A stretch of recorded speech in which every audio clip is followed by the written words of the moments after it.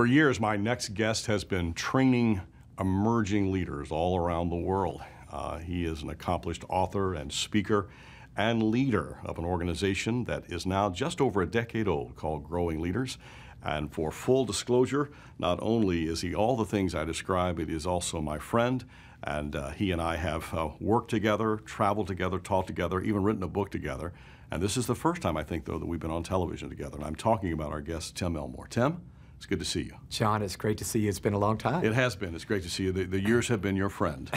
I think working with young people has helped. Might help. Yeah, I need to work with more young people if that's the case. There are so many things I want to talk to you about in our time together today. Thanks for making the time. I really want to focus on growing leaders in this segment we have together. Where did this, in our teaching and training, and I even learned from you, we talk about, there is the conception of a dream or a vision, and then there is that development, and then there eventually is a birth. Yeah.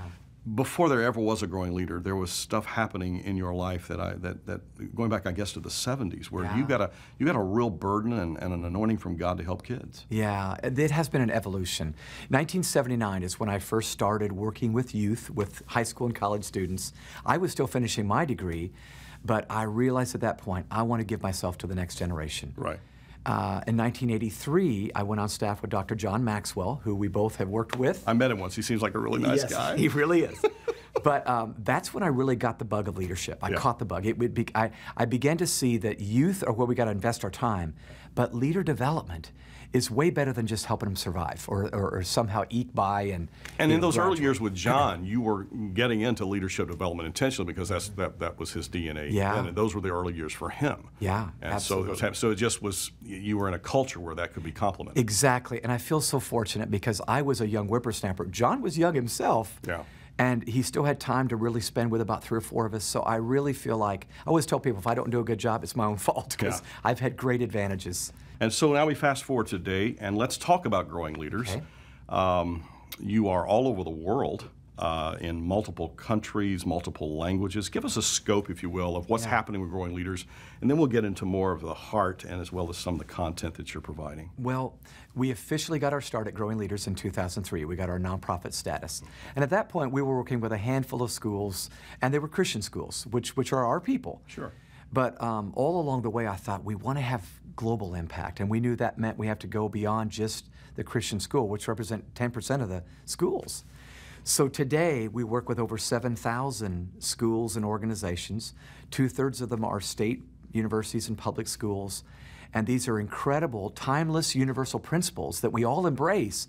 But there's no Bible verses. They're just conversations, images, experiences that we think are connected with the next generation. So what really started with you and a vision and a dream and your wife Pam and said, let's go out and do that, and Equip saying, go for it. Yeah. What has happened now, a little more than a decade later, is that you have representatives and certified trainers all over the world. And I think you mentioned off camera, or maybe on camera, 14 different languages that your content is in. So that leads me to talk about 2 things that you're passionate about. One is your heart. You are a very passionate person, highly relational. You genuinely care about people. That's authentic. That is our friend Tim Elmore.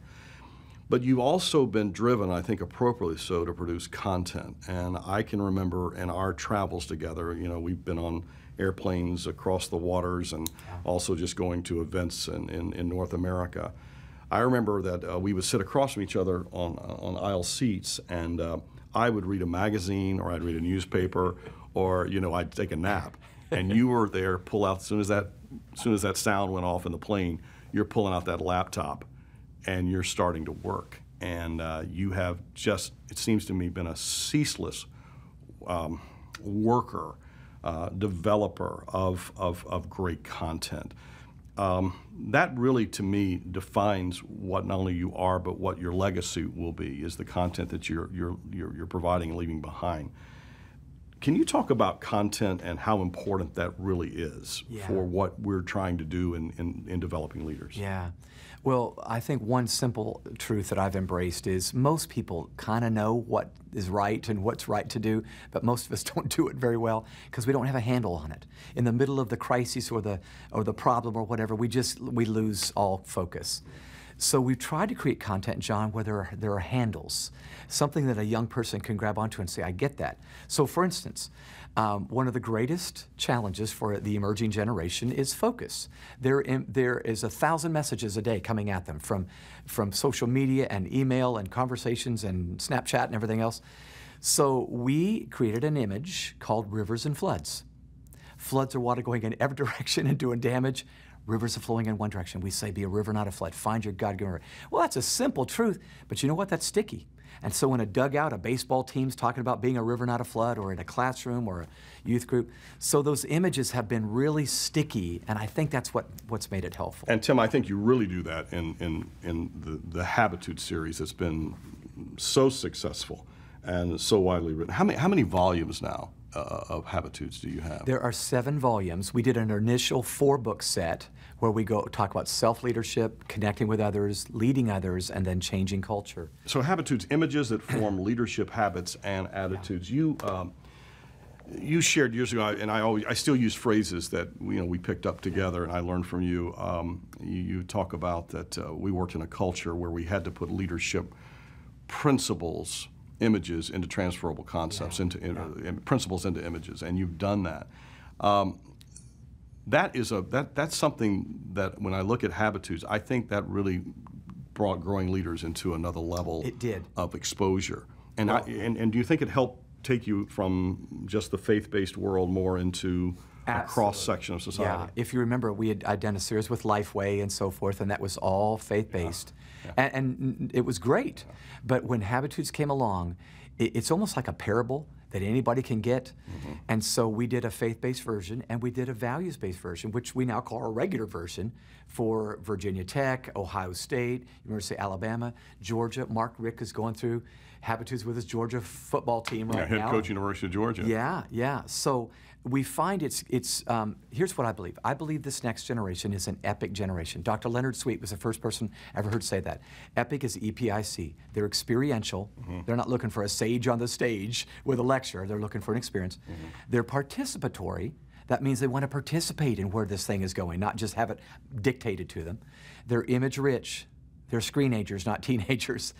And then they're connected, letter C. They're connected technologically as well as socially.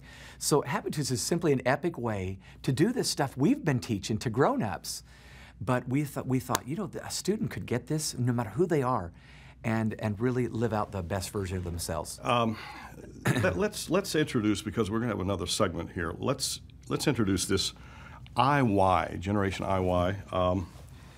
Our last chance to save their future. Generation IY, born when? Okay, I believe that Generation IY is the second half of Gen Y. I think even within a generation there's been a shift. So these millennials, which we've been reading about for 14 years now, I think the 80s kids are different than the 90s kids. So I think the kids born since 1990 can aptly be described by IY. And I say that because they've been so impacted by the I world. iTunes, iPods, iPhone, iChat, iMacs, and quite frankly, for many of them, life is pretty much about I. Yeah. It's a much more self-absorbed batch of kids. They're not wicked or evil, but sometimes the adult, the parent, the dean, the teacher is going, I don't understand you. And it's because they've not understood the I world that these kids have grown up in. Before we go, and we're going to talk more with Tim in our next segment, how do you spiritually prepare yourself, Tim, when you are talking to this or preparing content for this generation that does tend to be overwhelmingly consumed with themselves and even ignorant of the fact that they are? How do you prepare your heart and attitude yourself as a leader and as a communicator? Yeah, well, one thing I do is something every good communicator does, I hope, and that is I try to step into the shoes of the listener. It would be very easy for me to get also frustrated, just like an employer does or a faculty member does when these kids have, their attention spans are 7 seconds in high school. Goldfish are 8. So we're not in good shape there. So what I need to do is step in their shoes and say, what world have they lived in? And that kind of understanding and empathy helps me to lubricate all of the truth that I think needs to be done. So one phrase we use around our office, John, is we need to build bridges of relationship that can bear the weight of truth. Mm. And so that's really what the Habitudes is an attempt to do. Tim, anytime I spend time with you, I'm just enriched and blessed and encouraged. And sitting here, I have great memories of what we've done together, and here we are doing more, and we're back together again for these days of interviews. I'm grateful that you've joined us, and I hope that you will visit us at crossroads.ca, and that you'll go to our e-store where we'll have Tim's books available to you, and we'll look forward to talking to Tim more in another segment here on 100 Huntley Street.